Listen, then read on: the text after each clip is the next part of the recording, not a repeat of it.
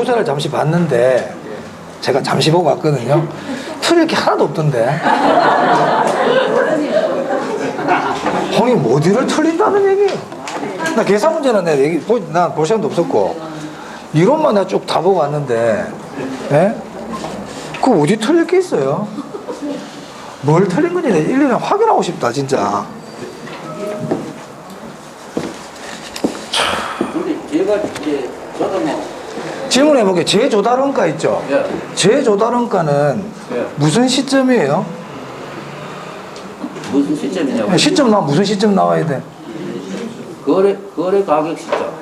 그런 거 얘기한 적이 없어요, 내가. 재조달원가는 어디에 나오는 얘기예요? 감정평가에 나온다는 거 아시겠어요? 예, 예. 그럼 감정평가에서는 시점은 무슨 시점이에요? 기준 시점밖에 없어요. 그게 뭐 건축 시점 돼 있대? 재조달원가 1번에 그거 찾는데 5초 아니야? 아니 그 차이점 제가요 말씀 나오시니까 시점이라는 게 우리가 아니 그래 그런 거 따지지 말고요 그냥. 아니 그러니까 내가 하고 싶은 얘기는 뭐냐, 감정평가 문제인데 다른 시점 나오면 된다 안 된다? 그래 안 되는 거야. 일본에 이때 건축 시점이라고 돼 있대 재조달원가에. 그거 X지. 그럼 다른 거 뭐 어떡하라고 어떤 뭘 얘기해 줘야 됩니까 제가? 기준 시점만 기억하라고 그냥 얘기했잖아. 근데 딴 거를 또 다른 말이 나오는데 왜 그걸 못 찾아내? 그거 볼 게 뭐가 있어요? 수탁 방식은, 신탁과 수탁 방식은, 자, 개발할 때 소유권을 이전하느냐, 안 하느냐의 차이잖아요. 그럼 개발이 이익이 나면 그 이익은 누가 가지고 가요? 수탁자가 가져가요? 토지 소유자가 가지고 가요? 소유자가 가져가지. 수탁자는 뭐만 가지고 가는 거야? 수수료. 그 답이잖아. 지분이 소유자한테 귀속된다며. 옳은 거 찾기. 그 답이네. 뭐 어떡하라고. 그만 쉬운 거 다 물어보는데 뭘 틀려 자꾸? 예? 틀릴 게 어딨어요, 그게. 근데 제가 이해를 못하는 거 이게 그게 지금 이잖아요. 재조달원가가 기준시점 이해하는 게 아니고 그렇다고요. 재조달원가는 기준시점 딱 정한 거예요, 그렇게. 또 뭐 틀릴 게 뭐가 있어요? 이론 문제 보니까 뭐 한 20분이면 다 풀겠더만. 농담에는 여러분 실력 20분 풀 수 있어요. 네. 임대료 규제 직접 개입 아니잖아요. 규제죠. 그죠? 네. 별로 없어요. 거기 보면 딱 답을 금방금방 탁탁 들어오게끔 다 돼 있어요. 지문 자체가 꼬아놓은 지문도 없고, 네. 뭐 유량, 저량 이런 게 구별하는 거는 틀릴 수 있어요. 그거는 여러분 어려운 부분이기 때문에 그런 거는 이해합니다. 그 외에는 우리 그 수용은 있잖아요. 수용 방식, 공용개발 있죠. 공용개발은 원 소유자에게 토지를 매각하는 겁니까? 새로운 사람에게 토지를 매각하는 겁니까? 수용은 당초 소유자들에게, 자 우리가 수용하고 환지가 있잖아, 차이점. 수용은 다른 사람한테 팔아버리는 거예요. 다른 사람한테 팔아버리는 거라고. 환지는 뭔데? 원 소유자들에게 파는 게 아니고 돌려주는 거라. 재분배. 그죠? 근데 그 수용 방식 지문에 보니까 원 소유자들에게 매각한다 이렇게 나와 있대. 있어. 그럼 못 봤어. 그런 거 틀렸잖아. 원 소유자한테 매각하는 게 아니지. 그거 뭐 볼 게 있어. 네. 그게 흡수율 분석 아까 질문하시는데. 자, 우리 그 민감도 분석 있죠? 분석 나오면 흡수율 분석과 민감도 분석 두 개 나올 수 있거든. 민감도 분석은 뭐냐면 요소라는 글자가 나와주면 참 좋아. 요소라는 글자가 있으면 무조건 민감도 분석이라고 그랬죠, 제가? 그러면 흡수율 분석은 해놨는데, 아까 보니까 투입 결과에, 투자 결과에 어느 정도 영향을 주는가를 분석한다니까 무슨 분석이에요? 민감도 분석이죠. 결과에 어떠한 영향을 주는가는 민감도 분석이에요. 흡수율 분석은 뭔데요? 추세를 보는 거예요. 민감도 분석은 투입 요소가 변할 때 결과에 어떤 영향을 주는가를 알아보는 건 민감도 분석. 지난 1년간 우리하고 비슷한, 우리가 판매하려고 하는 부동산이 어느 정도의 판매 추세를 보이는지, 1년간 얼마나 빨리빨리 임대가 되었는지, 그걸 보는 게 뭐라고 그래? 그게 흡수율 분석이에요. 흡수율 분석은 추세란 말을 기억하라고 그랬죠. 추세. 판매 추이를 보는 거야.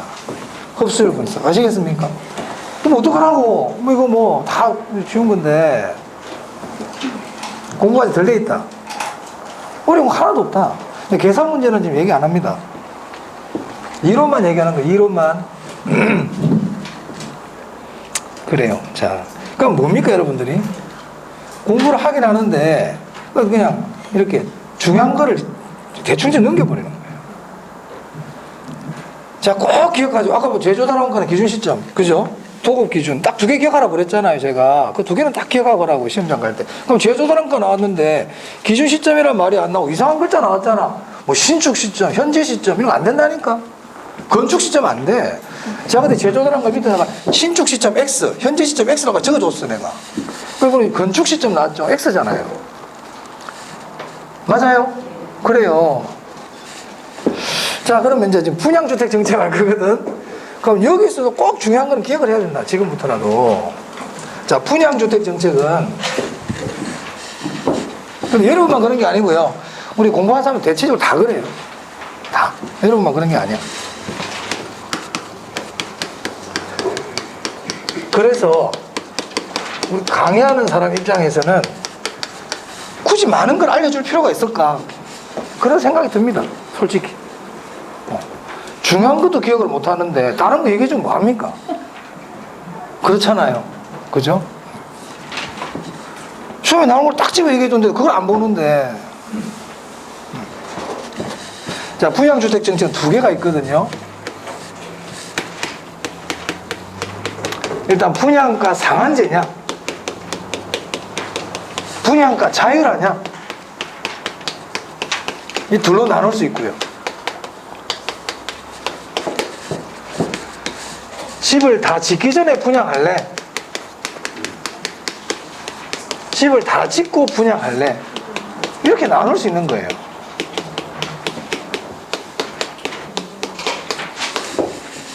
이렇게 있단 말이야, 분양주택 정책은.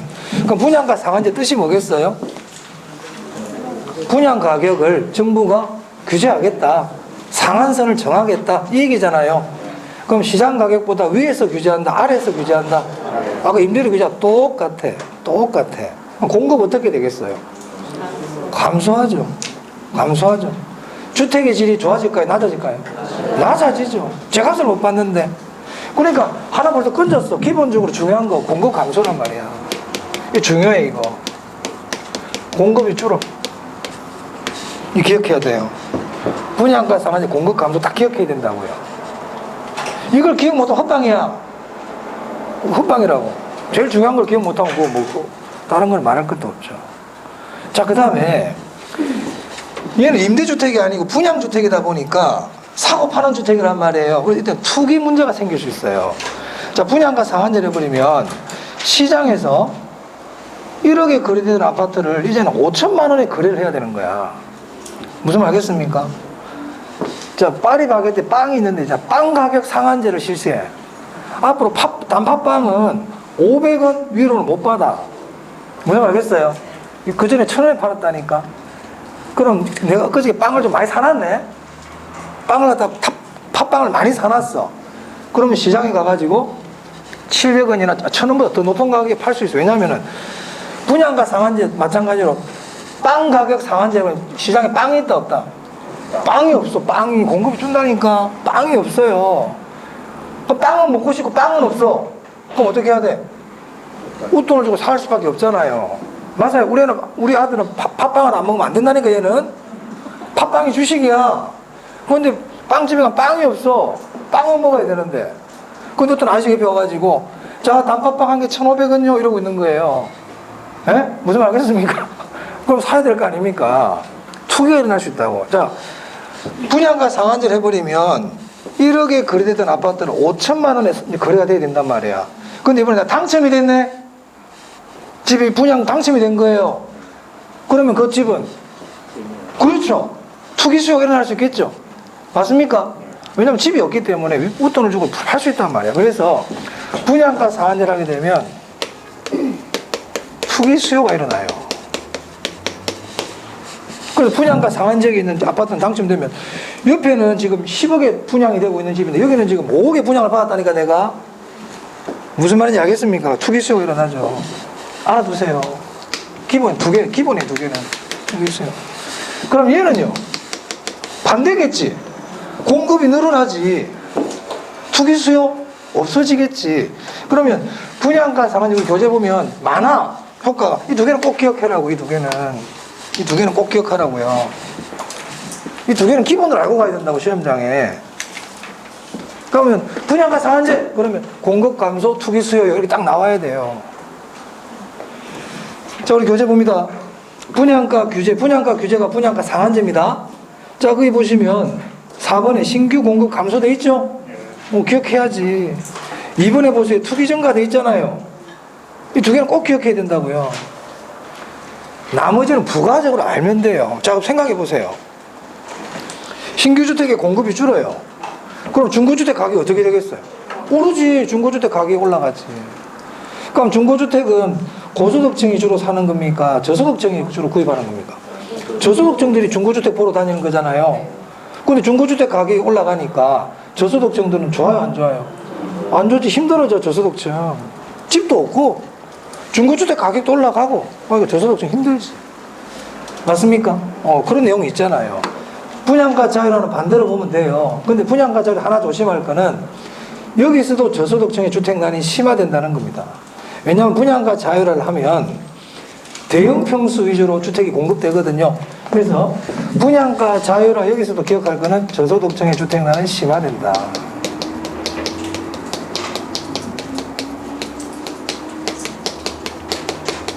여기도 마찬가지입니다.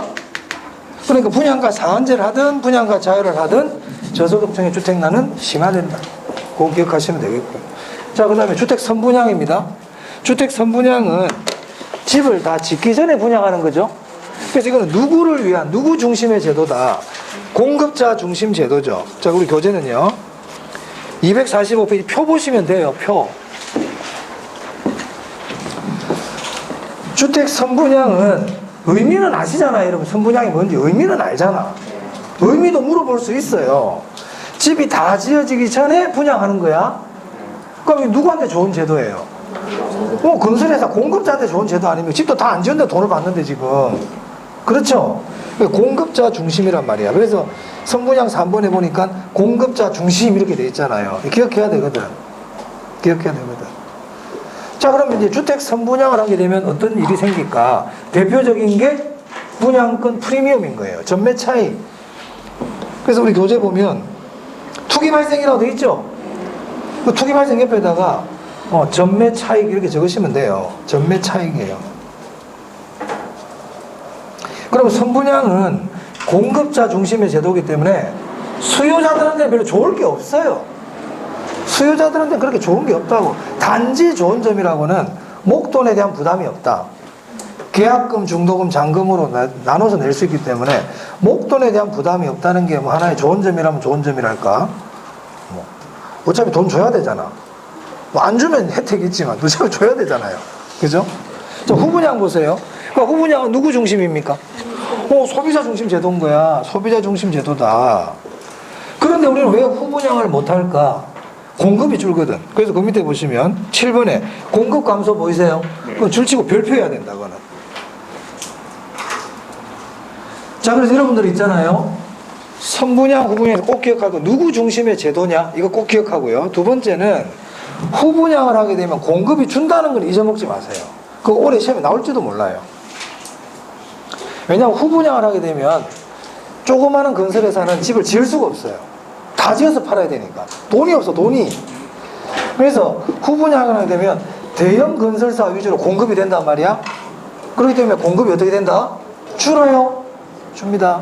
기억합니다. 자, 그 다음에 혹시나 이제 이자에 대한 부분이에요. 건설 자금 이자.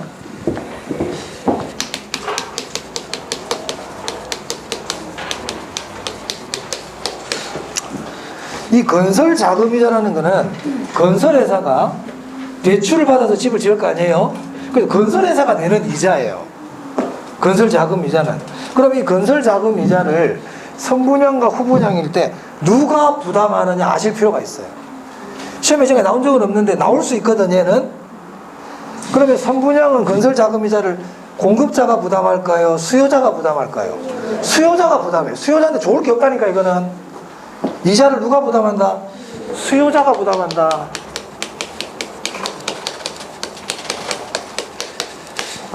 하지만 주택 후분양은 집을 다 짓고 분양하기 때문에 건설 자금 이자를 누가 부담한다? 공급자가 부담해요. 알아두세요, 이거. 나머지 것들은 참고로 보세요. 이거 정도는 꼭 기억해야 됩니다. 누구 중심의 제도냐? 후분양을 하게 되면 공급이 준다. 그리고 선분양이 아까 제가 투기 얘기했죠? 전매 차익 이런 것들 기억하시고요. 그리고 건설 자금 이자를 누가 부담하느냐? 우리 교재는 이자라고만 되어 있는데 이 이자가 건설 자금 이자를 얘기한다 생각하시면 됩니다. 끝이에요 이제. 다른 거 뭐 굳이 안 봐도 돼요. 그럼 이런 걸 다 기억 시험장 가가지고 이런 글자만 딱 확인해라고요. 이런 글자만 후분양 딱 나오면 공급이 준다고 그랬는데 공급 증가돼 있으면 X인 거야. 후분양 소비자 중심이라고 그랬는데 공급자 중심 돼 있으면 X라고요. 그런 글자를 다 확인하시면 돼요. 다 확인하려고 그러지 말고요. 그래서 제가 그랬잖아요. 읽고 해석하려고 그러지 마라. 여러분들 지문이 나오면 습관적으로 그걸 읽고 이해하려고 그래. 이해하는 거 아니라니까. 여러분 이해 못해. 죄송하지만. 그 지문을 다 읽고 있잖아요. 기억을 떠올려가지고 그거를 이해해서 옳은지 틀린지를 찾으라 그러면 그건 실력 부족이다. 실력 부족이라니까. 시험에 주택 선분양 딱 나왔잖아. 선분양 나오면 선분양에서 물어보는 게 있는데 그걸 기억해야 돼요. 선분양하고 제가 요거 있잖아. 얘기한 거 있죠? 제가 기본적으로 얘기한 누구 중심이라고? 공급자. 그럼 수요자 중심이라고 돼 있나? 이거 한번 볼까? 이렇게 찾는 거지. 읽고 해석하는 게 아니야. 읽고 해석하는. 후분양 나오면 공급 감소라 그랬는데 공급 증가인가 볼까? 그렇게 찾는 거예요. 공급 증가 X인 거야. 제조달 원가 나왔잖아. 이거 기준 시점 현재라 그랬는데 도급 기준이라 그랬는데 이렇게 하고 읽어야지. 이걸 다 읽고 기억을 떠올리고 이러면 안 된다. 그건 아직 시간이 걸린다 그러면. 환지 나오면 재분배라 그랬는데 재분배라 돼 있는 거 볼까? 이렇게 돼야 되는 거예요. 공용개발은 다른 사람한테 매각하는 거라 그랬는데 매각인지 볼까? 이렇게 돼야 되지. 그걸 다 읽고 쫙쫙쫙쫙 다 읽고 답을 찾으려 그러면 안 된다. 임대료 규제가 나오면 공급 감소라고 돼 있는데 이렇게 항상 그런 관점 읽어줘야 돼요. 그래 답을 막 찾지. 아니잖아. 눈이 번쩍 뜨이지. 근데 쭉 읽고 찾아볼까? 이거 안 되는 거예요. 이게 굉장히 중요한 거거든요. 그렇게 되려면은 시험에 잘 나오는 건 늘 이렇게 반복하고 보고 있어야 됩니다. 자, 그 다음에 조세 정책입니다.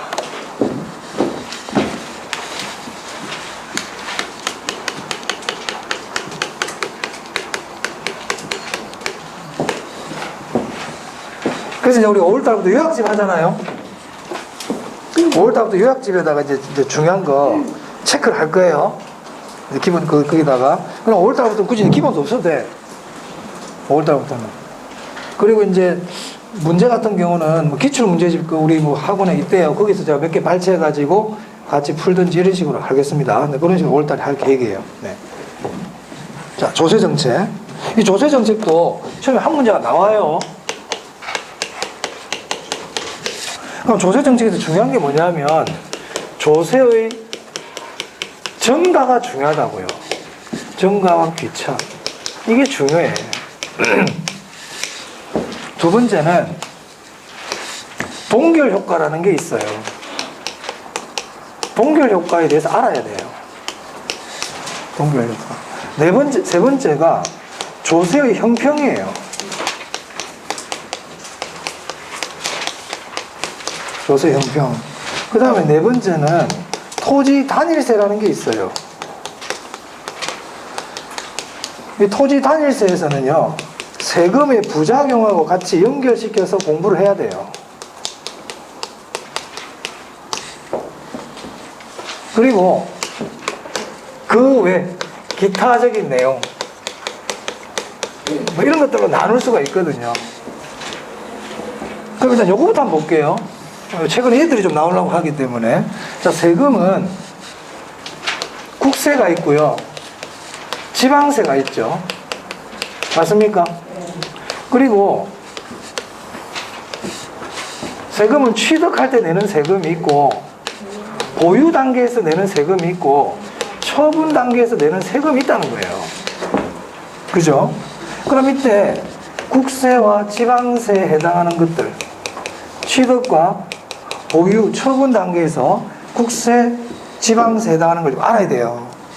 그럼 그럼 취득과 관계되는 세금 중에 대표적인 게 취득세죠. 취득세는 국세다, 지방세다? 지방세죠. 지방세예요. 또 취득과 관계되는 게 대표적인 게 뭐가 있냐면요. 상속이거든요. 우리 상속도 취득입니까? 상속 취득이잖아요. 증여도 마찬가지죠. 맞아요. 그리고 이거는 뭐 참고로 하시면 인지세라고, 인지세. 인지세, 국세거든요. 인지세를 지금 지방세로 가져오려고 지방자치단체장들이 애를 쓰고 있죠. 어찌됐든 간에 인지세도 국세입니다. 얘들은 취득과 관계 있어요. 자, 다음에 보유와 관계되는 대표적인 세금이 재산세죠. 재산세는 지방세거든요. 근데 보유와 관계세는 또 있어요. 종합부동산세. 종합부동산세는 국세죠. 맞습니까? 자, 처분과 관계되는 세금은 양도소득세입니다. 자, 양도소득세는 국세입니다. 그래, 이게 지금 머릿속에 딱 들어있어야 된다. 일단 이거 시험에 잘 나온다. 최근에 잘 낸다, 지금. 최근에 자꾸 나오고 있다. 그대로 기억하고 간다. 그대로. 아시겠죠? 이거 안 해보고 시험 장 가면 안 돼. 알고 있어야 돼요. 그 다음에요. 세금은 수요자에게 부과하는 세금도 있고 공급자에게 부과하는 세금도 있죠. 수요자에게 부과하는 대표적인 세금이 뭐예요? 취득세죠. 맞습니까? 공급자에게 부과하는 대표적인 세금이 양도소득세죠. 맞아요. 그럼 우리 재산세 있잖아요. 재산세는 수요자하고도 관계 있습니까? 집을 살려고 그러는데 재산세가 많이 부과되나? 집 사, 안 사? 안 사지. 공급자하고도 관계 있을까요? 임대사업자들, 임대업자들 있죠. 임대업자들은 수요자입니까? 공급자입니까? 공급자예요. 그럼 임대업자들은 재산세 낼까요? 내지. 임대주택이 자기 재산이잖아. 그래서 재산세는 수요자하고도 관계 있고 공급자하고도 관계 있어요. 그래서 문제를 읽다 보면 나중에 기출문제 할 때 제가 알려드리는데 임대주택 사업자가 이런 말 나오면 아 공급자구나 이렇게 봐야 돼요. 그냥 주택 소유자가 이러면 아 이건 수요자 관점이구나 이렇게 봐줘야 돼요. 무슨 말 알겠습니까? 자, 무슨 말 하려고 그러느냐. 자, 수요자에게 세금을 부과해버리잖아요. 그럼 수요자한테 뭐가 날벼락이 떨어진 거지. 그럼 수요가 감소한다니까. 기본적으로 먼저 1차적으로 일어나는 게. 그럼 공급자에게 세금을 부과하면 어떻게 되겠어요? 공급이 줄지. 외우려고 그러지 마라. 아까도 계속 얘기하고 있다. 공급자에게 피해가 오면 공급자는 공급줄입니다. 수요자에게 피해가 오면요. 수요줄입니다. 그럼 취득세를 부과했다. 그럼 어떻게 돼? 수요 감소. 취득세를 감면해줬다. 수요 증가. 그렇지. 양도세를 부과했다. 공급 감소. 양도세를 감면해줬다. 공급 증가. 자, 재산세를 감면했다. 그러면 그거는 수요자냐 공급자냐 다 생각해 봐야 돼. 자가 소유 목적인 사람은 재산세를 감면해주면 수요가 증가하는 거예요. 근데 임대사업자한테 재산세를 감면해준다 그러면 공급이 증가하는 겁니다. 아시겠습니까? 그럼 따져봐야 돼, 그거는. 따져봐야 돼. 그러니까 일률적으로 외우려고 그러지 말고 이해를 해야 돼요. 자, 그래서 수요자에게 세금을 부과하면 수요가 감소한다. 공급자에게 세금을 부과하면 공급이 감소한다. 이게 이제 기타적인 내용이에요. 자, 이거 한번 볼까, 이제. 필기는 예전에 내가 너무 많이 했거든? 이제 필기를 하는 게 중요한 게 아니고, 저는 정리를 해야 돼요. 자, 조세의 증가와 귀착이라는 게 뭐냐, 이 말이야. 조세의 증가와 귀착. 이것도 보겠습니다.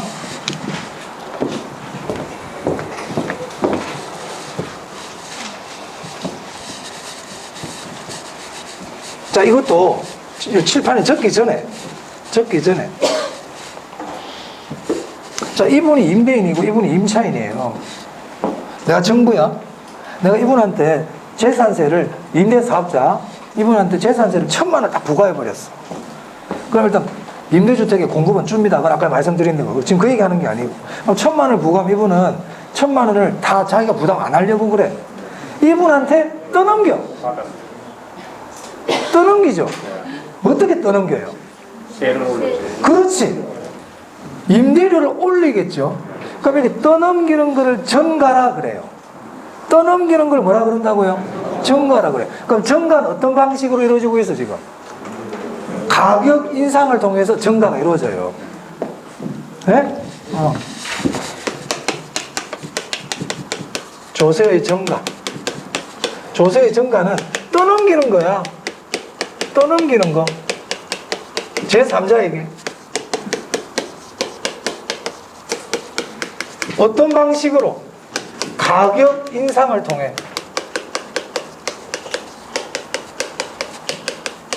이 가격이라는 거는 결국 임대료를 얘기하겠죠. 우리 임대주택 같으면 임대료 그래도 괜찮아요?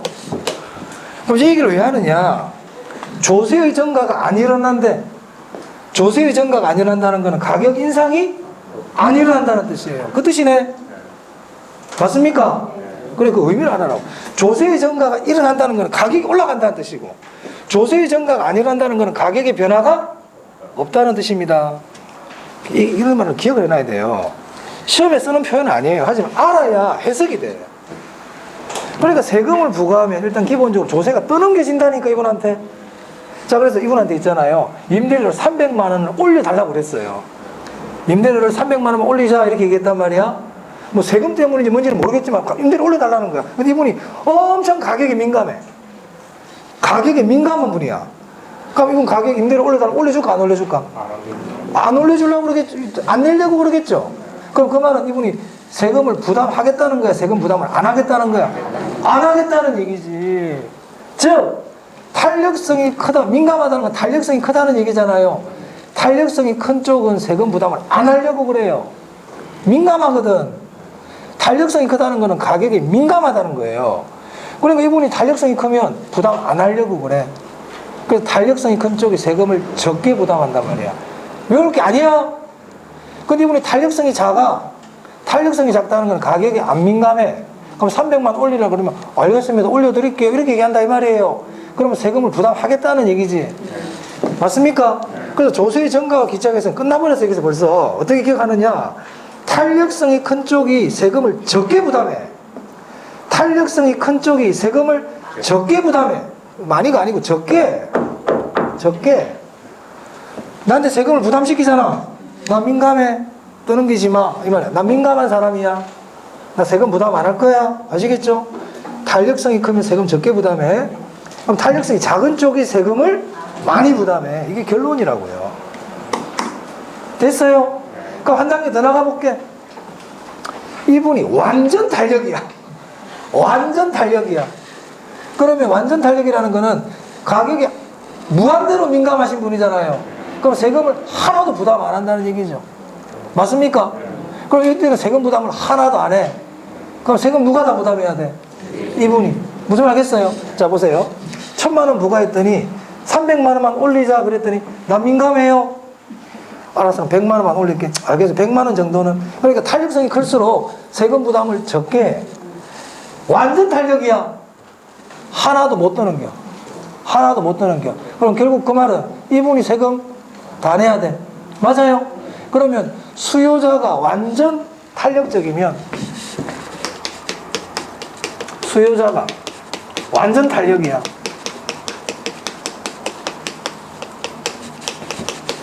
이 말은 수요자는 조세 부담을 한다 안 한다? 안 한다. 조세 부담 안 해. 그 말은 공급자가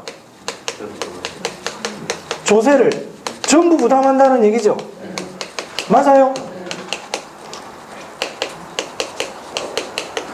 그럼 이 말은 조세의 증가가 일어나는 거야, 안 일어나는 거야? 안 일어나는 거지. 조세의 증가가 안 일어나는 거지. 이 말은 가격의 변화가 있다 없다? 가격 변화도 없는 거지. 이걸 다 내야 되는데. 맞아요? 그 시험에서 조세의 증가가 일어나지 않는다 이렇게 얘기할 수 있지만 가격의 변화가 없다 이렇게 얘기할 수 있다고요. 그러면 질문이 어려운 질문이에요. 또 한번 봅시다. 공급자가 이제는 완전 비탄력이야. 자, 공급자는 아까 제가 탄력성이 클수록 세금 부담이 적고 탄력성이 작을수록 세금 부담이 크다 그랬잖아요. 근데 공급자가 완전 비탄력이야 이제. 그럼 세금 누가 다 부담한다는 얘기예요? 공급자지. 완전 비탄력이라는 건 탄력성 0이잖아요. 0이잖아요. 0. 작은 사람이 많이 부담한다니까. 큰 사람이 적게 부담하고, 큰 사람이 어떻게 한다고? 탄력성이 큰 사람이 많이 부담한다, 적게 부담한다? 작게 부담한다. 탄력성이 큰 사람이 적게 부담한다고, 세금을. 그럼 탄력성이 작은 사람이 많이 부담한다고. 그럼 탄력성이 0이면 전부 지가 다 부담해야 돼. 무슨 말 알겠어요? 이거 잊어버리면 안 돼. 잊어버리면 지가 크게 적어놔. 안 되면 이게 중요하기 때문에. 그러면은 공급이 완전 비탄력이라는 건 공급의 탄력성이 0이라는 얘기잖아요. 그럼 이것도 결국 누가 세금 누가 다 부담하는 거야? 공급자가 전부 부담하는 거야. 그럼 이때도 조세 증가가 일어나 안 일어나? 이 두 경우는 조세 증가가 안 일어나는 거예요. 조세 증가가 안 일어난다고요. 됐습니까? 자, 그럼 정리할게요. 우리 교재 봅니다. 자, 248페이지예요. 조세의 증가와 기착인데 다른 거 필요 없어. 동그라미 4번이 그냥 결론이야. 동그라미 4번 별표하세요. 1, 2, 3번은 그냥 읽어도 되고 안 읽어도 돼. 4번 탄력성이 큰 쪽이, 탄력성 큰 쪽 예민, 적게 부담. 탄력성 작은 쪽 둔감, 많이 부담. 자, 오른쪽 볼까요? 박스 있잖아, 박스. 그때 박스가 잘 기억하라고 그랬잖아요. 자, 수요가 비탄력적이래. 비탄력적인 탄력성이 작은 거잖아요. 둔하다는 얘기거든. 많이 부담. 수요가 탄력적이래. 민감하다는 얘기거든. 적게 부담. 수요자는 적게 부담. 그래, 누가 많이 부담해? 공급자가 많이 부담하지. 자, 수요가 완전 비탄력이래. 수요가 완전 비탄력이라는 건 수요자가 완전히 둔감한 사람이야. 지가 다 부담해야 돼. 수요가 완전 탄력이래. 수요자 엄청 민감해. 그러니까 공급자가 다 부담해야 돼. 무슨 말 알겠어요? 잊어보면 안 돼요. 그러면 공급자에게 세금을 부과했는데 공급자가 다 부담한다. 이 말은 조세의 증가가 안 일어난다 이 말이야. 조세의 증가가 안 일어나는 거예요. 됐어요? 잊어먹지 마세요. 잊어먹지 마세요. 끝났어요. 그 다음에 동결효과 볼게요. 동결효과. 자, 동결효과는 네, 우리 교재 252페이지에 나옵니다. 자, 양가 6번에 양도소득세와 토지보유세 경제적 효과가 동그라미 1번 별표입니다. 자, 양도소득세 중과 줄쳐볼까요? 자, 양도소득세는 공급자에게 부과하는 세금이잖아요. 그럼 밑에 공급이 감소, 공급 감소, 가격 상승 이렇게 된단 말이에요. 그럼 양도세를 부과하면 왜 공급이 줄까요? 그건 이유 아시겠죠? 양도세를 중과해 봐봐. 집을 팔려고 그래 안 팔려고 그래? 주택에 처분을 늦춘다니까. 주택에 처분을 늦추는 거예요. 그러니까 시장에 물건이 안 나와요. 공급이 준다고요. 지금 우리나라 양도세를 자꾸 처분시 세금을 자꾸 중과하고 있잖아요. 그 집이 없잖아. 안 나오잖아. 그죠? 또 집도 살려 집도 없지. 집 사기도 힘들고 하여튼 그렇습니다. 하여튼 간에 자, 양도세를 중과하면 공급이 감소하고 가격이 상승한다. 이걸 우리가 뭐라 부르자? 동결효과라고 부르자. 양도세 중과. 끝났네. 뭐 이것만 좀 알고 가라고요. 제가 이제 많이 얘기 안 하잖아요. 이것만이라도 알고 가시라고요.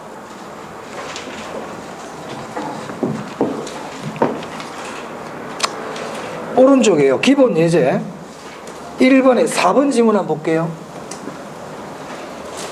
1번에 4번 지문 28회 때 나왔던 지문이네요. 주택 공급의 동결효과는 동결효과 딱 나왔지?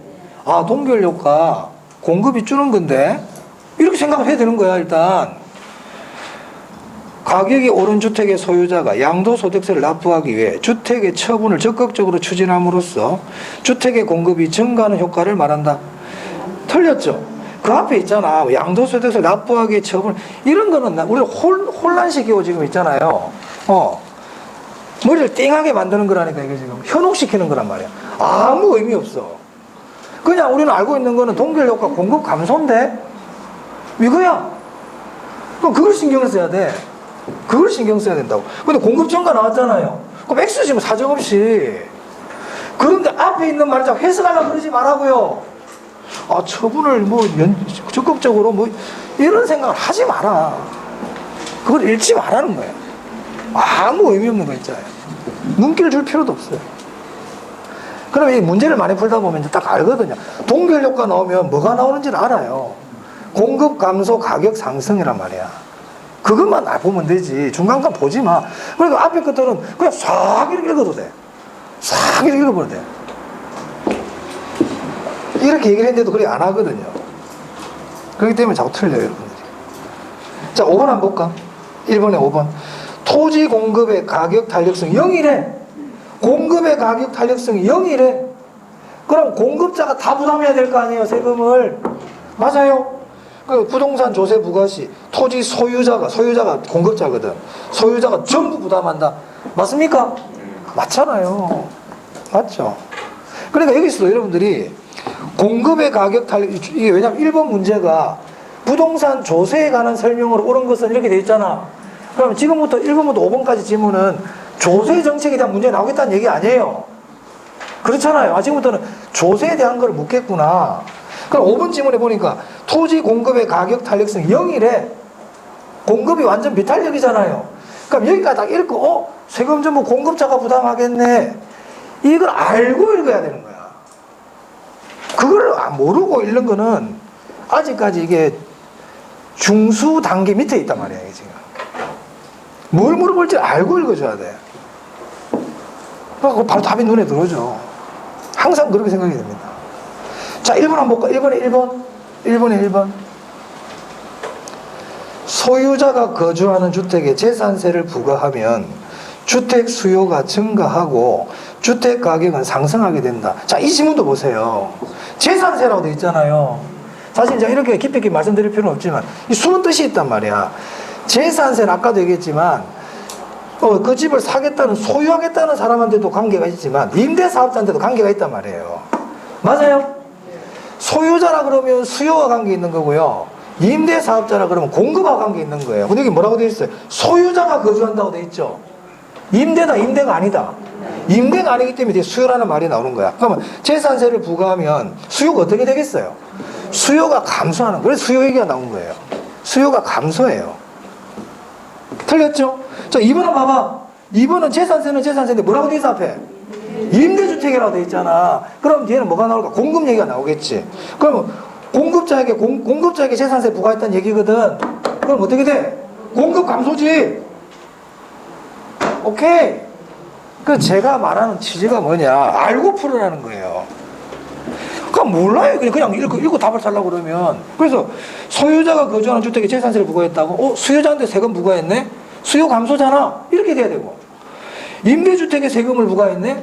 공급자한테 세금 부과했다는 얘기잖아. 공급 감소겠네? 이렇게 하고 읽어야지. 그렇게 하지 않고 임대주택에 재산세를 부과하면 임대주택의 공급이 증가하고 이게 뭐야? 최대한 안 되면 이렇게 하세요. 구별하기 힘들면요. 세금을 부과하면 수요든 공급이든 줄어요. 세금을 부과하면 줄어요. 늘어날 수가 없지. 안 그래? 그러면 소유자가 거주하는 주택에 재산세를 부과했대. 부과했는데 어떻게 수요가 증가합니까?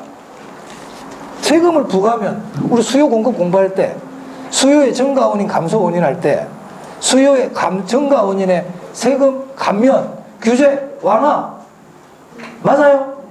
그래 이게 뭐 1번 2번 이런 거 틀리면 안 되지. 상식적으로 생각해 봐봐. 세금을 부과했는데 어떻게 수요가 증가하노? 2번에 세금을 부과했는데 어떻게 공급이 증가합니까? 말도 안 되는 소리지. 상식적인 얘기잖아요. 3번도 봐봐. 취득세를 낮춘대. 세율을 낮췄대. 그럼 수요가 어떻게 되겠어? 그래. 이걸 이해하려고 그러면 이게 자꾸 따지잖아. 이 지문 자체를 따지지 마라. 아니, 세금을 낮췄는데 왜 수요가 감소하지? 말도 안 되는데 이렇게 돼야 될 거 아니에요. 이 얘기하고 있죠. 기타적 내용. 상식적인 내용이잖아요. 조세 형평 보겠습니다. 조세 형평. 그리고 공부를 그냥 무작정 막 하면 안 된단 말이야. 자, 어디를 보시냐면 249페이지예요. 249페이지 찾았습니까? 네네. 이 조세 형평에서는 거기 수직적 형평 이런 글자 하나를 우리가 알면 돼요. 수직적 형평에 대해서 알면 돼요. 그러면 그 비례세와 누진세 옆에다가 수직적 형평 이렇게 하나 글자를 적어. 여기서는 수직적 형평에 대해서 알아야 되는 거구나. 우리의 목적은 수직적 형평에 대한 공부구나. 그럼 수직적 형평이 뭔지 생각을 해봅시다. 자, 수직이래. 수직. 위, 아래. 수평은 좌우가 되겠죠. 수직은 위아래의 문제란 말이야. 고소득자와 저소득자의 문제예요. 가치가 높은 자산과 가치가 낮은 자산의 문제예요. 부자와 가난한 사람, 고급 별장과 판잣집, 외제차와 중고차, 이런 관계란 말입니다. 오케이? 그럼 보세요.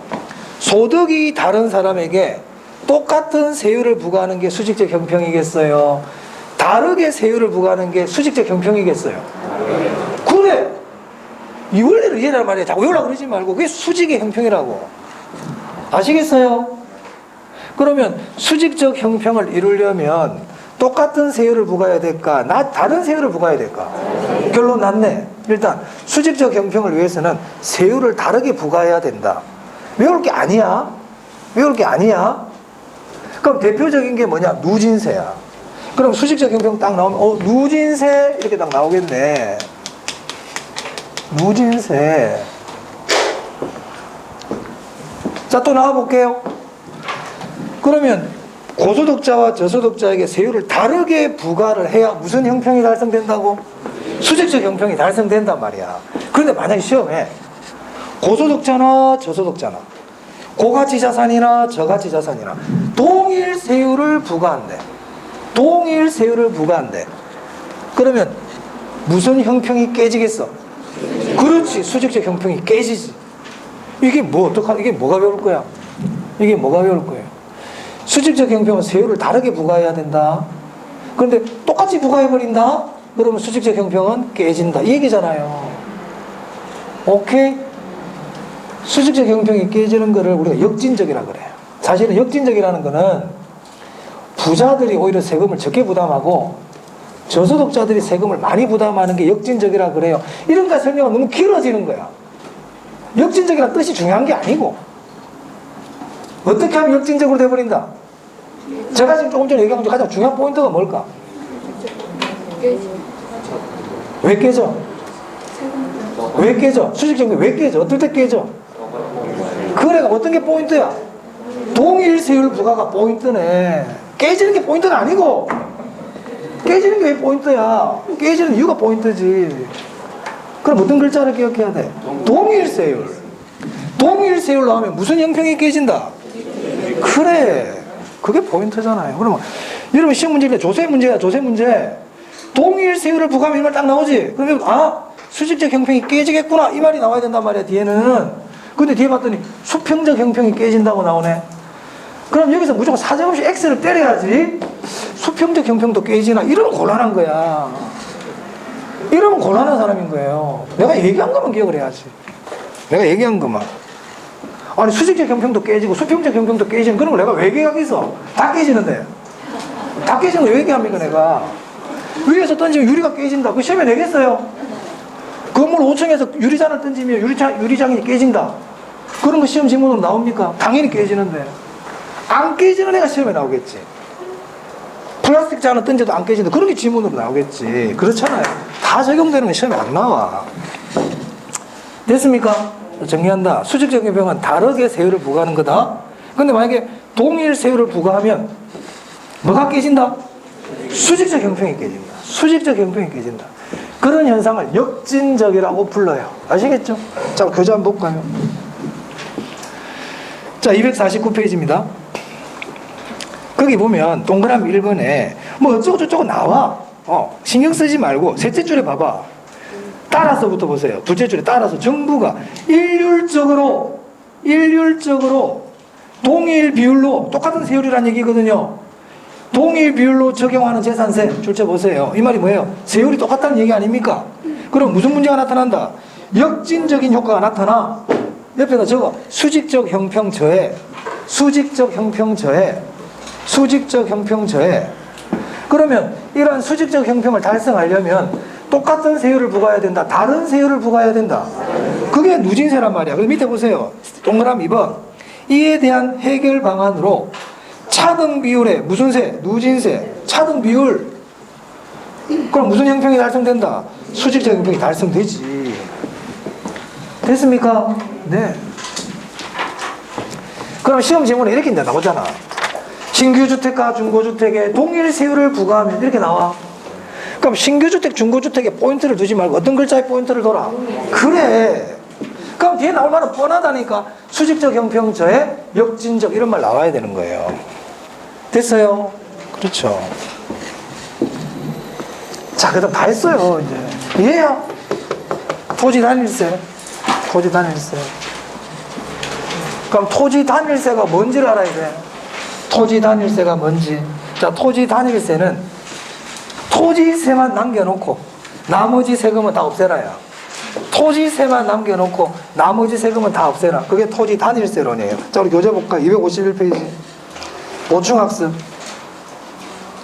토지 단일세론 봤습니까? 네. 거기 보면 헨리 조지라는 사람이 어쩌고 막 해놨어. 신경 쓰지 말고요. 자, 그 다음에 3번 보세요.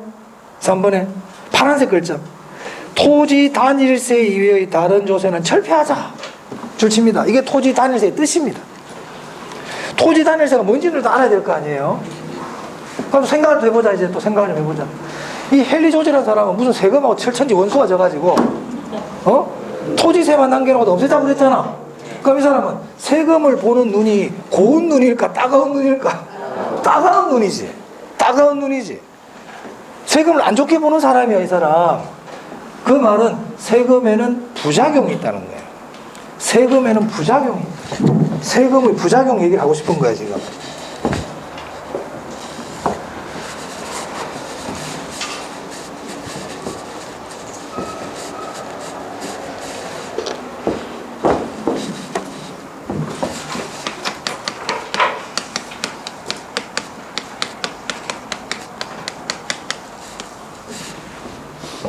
세금의 부작용 두 가지가 있어요.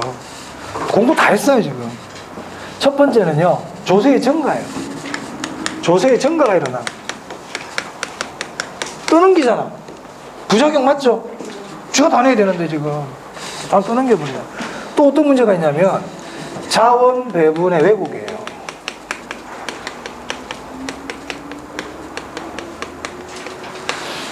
아까 제가 세금을 부과하면요, 공급 준다고 그랬죠? 세금을 부과하면 공급이 줄어요.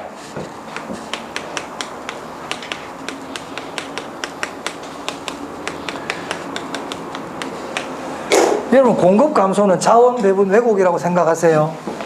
오늘 아까 이게 한 마디 또 나온 데 있었는데, 아까 임대료 규제할 때 얘기했거든. 아까 임대료 규제하면 공급 준다고 그랬죠? 자원 배분 왜곡이란 말이에요. 자원 배분. 그래, 문제가 생기잖아. 그럼 세금을 부과하면 자원 배분이 왜곡돼. 자, 이제 외우려고 하면 안 된다, 지금부터. 자, 조세의 증가인데요. 아까 조세의 증가는 수요와 공급의 탄력성에 의해서 결정됐죠. 탄력성이 큰 쪽이 적게 부담, 많이 부담. 탄력성이 큰 쪽이 적게 부담, 탄력성이 작은 쪽이, 그렇지. 그럼 토지 한번 봐봐. 토지. 이 토지라는 걸 보면, 토지는 공급이 완전 비탄력이죠. 맞습니까? 탄력성이 0이란 말이에요. 그러면 토지세라는 거는 지주에게 부과하는 세금이거든. 지주에게 부과한단 말이야. 지주는 공급자야. 토지의 공급자. 그러면 지주에게 토지세를 부과했는데 공급이 완전 비탄력이래. 그럼 어떻게 돼? 세금 어떻게 돼? 누가 다 부담해요? 지주가 다 부담하지. 지주가 다 부담하잖아요. 조세의 증가가 일어나요? 안 일어나요? 안 일어나죠. 그러면 부작용이 없네? 토지세는 부작용, 일단 1차 부작용은 없네? 그죠? 자, 두 번째 한번 볼게요. 공급이 완전 비탄력적이라는 얘기는 제가 늘 얘기하지만 공급량 불변 아닙니까, 이거? 공급량 불변이란 뜻이잖아요. 그러면 세금을 부과하면 공급이 감소하고 자원 배분이 왜곡되는데, 토지세는 세금을 부과해도 공급이 줄어든다, 안 줄어든다? 안 줄어들어. 자원 배분 왜곡 일어나, 안 일어나? 안 일어나지. 그럼 토지세는 부작용이 하나도 없네? 부작용이 없죠? 그러니까 토지세는 괜찮다. 토지세는 남겨놔도 된다. 하지만 나머지 세금들은 공급이 완전 비탄력적이지 않기 때문에 없애라. 이 얘기입니다. 그럼 여기서 제가 하고 싶은 얘기가 뭐냐? 자, 세금을 부과하죠. 세금은 누구한테 부과하냐면 정부가 민간에게 부과하는 거 아닙니까? 정부가 저한테 세금 부과 안 하거든. 정부가 민간에게 세금을 부과하는 거예요. 자, 정부가 민간이 시장입니다. 그렇죠? 시장에는 수요자와 공급자가 있잖아요. 그 정부가 공급자한테 세금을 1억을 부과했어. 그러면 정부한테 수입이 얼마 들어와? 1억이 들어오지. 맞아요. 정부, 민간이 시장이다. 시장에는 공급자와 수요자가 있다. 그래서 우리가 이 사람들을 시장 참여자라고 부르는 거예요. 그 정부가 이 사람한테 세금을 때려버리네, 지금. 1억을 때려버렸어, 1억을 딱 부과해버렸단 말이야. 그럼 이 사람 어떻게 한다? 증가시킨다. 공급을 감소시킨다. 이렇게 한다, 이 얘기 아니에요, 지금. 근데 토지는 이게 안 일어난다, 이 말이잖아. 그렇지? 그럼 토지 말고 다른 거 이제 생각해보면 토지 외에는 이런 일이 생겨요. 오케이? 그럼 1억을 부과했더니 공급자가 수요자한테 3천만 원 떠넘겼어. 그럼 지는 얼마 부담해야 돼? 7천만 원 부담해야지. 그럼 공급자 좋아 안 좋아? 좋아 안 좋아? 좋아요. 세금을 맞았는데 세금을 부과하면 좋아 안 좋아? 공급자 안 좋아. 세금 내야 돼. 얘 좋아 안 좋아? 세금 없는 것보다 세금을 부과하면 안 좋죠. 그럼 공급자 잉여가 감소해야 돼, 이렇게 얘기합니다. 세금을 부과하면 공급자 잉여가 줍니다. 수요자 잉여는 어떻게 될까요? 늘어난다고? 좀 생각하고 얘기하자. 잉여라는 거는 좋은 거야. 세금 부과하면 와 좋다 만세 이럽니까? 수요자 잉여 감소하면 가격이 오르잖아요. 3천만 원이 증가됐다는 건 가격이 3천만 원 올랐다는 얘기예요. 수요자 좋아 안 좋아? 한마디로 정리하면 세금이 부과되면 공급자, 수요자 다 안 좋아. 당연히 안 좋지. 세금을 부과했는데. 맞아요. 누가 좋아? 정부가 좋아. 정부가 좋아. 정부가 좋아. 세금을 부과하면 정부는 좋아. 그래, 정부 세금 떼가 난리야. 자꾸 세금 만들잖아. 비트코인도 세금 떼거린다며 이제. 어? 지금 그러고 있잖아요. 바이든 어저께 세금 2배 올리겠다며, 자본이득세. 왜? 돈 많이 풀었잖아. 걔들 코로나 때문에 돈 많이 찍어냈잖아요. 내가 돈 많이 찍어내면 돈 걷어들인다 그랬지. 그러니까 세금 올린다고 그러잖아요. 정부가 돈 걷어들일 수 있는 게 뭐 있어요? 세금 부과하는 거지. 아, 뭐 세금 많이 낸다, 앞으로. 세금 많이 낼 각오하고 있어야 돼. 세금 부과할 수밖에 없어요. 그럼 세금 부과하면 좋아요? 그래, 안 좋지. 시장 전체는 안 좋아. 안 좋다고. 그래, 공급자 잉여 감소, 소비자 잉여 감소, 이렇게 얘기가 나올 수 있겠네. 맞습니까? 그럼 누구는 좋다? 정부는 좋다. 그럼 보세요. 내가 무슨 얘기하고 싶으냐? 이게 사회 전체 구성원인 거야. 사회 전체 구성원이죠. 그럼 얘는 지금 마이너스 1억이지. 얘가 7천, 얘가 3천 부담하면 결국 마이너스 1억이잖아요. 그럼 플러스 1억은 어디로 갔어? 얘한테 왔지. 맞습니까? 그럼 사회 전체적으로는 쌤쌤입니까? 아니다, 이 말이에요. 아니다. 왜? 자원 배분에 왜곡이 일어났단 말이야. 돈은 왔다 갔다 똑같았지만 공급이 줄어버려요. 공급이. 오케이? 그래서 이제 시험 지문을 이렇게 표현합니다. 이제 결론을 기억해야지. 세금을 부과하면 기억해야 됩니다. 이거 1번 소비자 잉여 감소. 앞에 무슨 말이 오든지 신경 쓰지 마. 소비자 잉여 감소, 공급자 잉여 감소. 그리고 세 번째, 이게 곧입니다. 소비자 잉여와 공급자 잉여가 줄어든 만큼 정부의 재정 수입이 증가하기 때문에 사회 전체적으로 경제적 순손실에 변화는 없다. 이게 곧인다고. 결론을 기억하면 돼. 사회 전체 손실이야. 사회 전체 경제적 순손실 발생.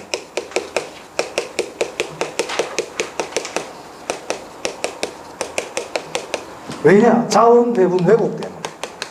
자원 배분 왜곡 때문에.